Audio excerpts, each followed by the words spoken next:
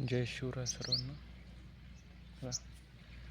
पण जी मकाची बॅग आणली होती त्यात काय झालं माहिती का, जी ठोकर मका होती बघा कशी झाली.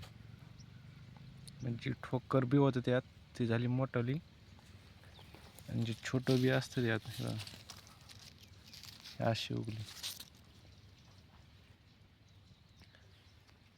पूर्ण बॅगेत काही अर्ध मोठं बी असं होतं आणि काही छोटं होतं. जे ठोकर बी होतं ते धांड झालं ठोकर. प्रत्येक जागेवर झालेलं आहे. जे बारीक बी होतं ते राहिली बारीक, आणि त्याच्या शेजारी जे मोठं बी होतं ते बघा अशी झाली. म्हणजे कंपनीने मिक्स बी जे दिलं तर लहान मोठं छोटं हे बघा, यापेक्षा डबल टेबल दिसतंय.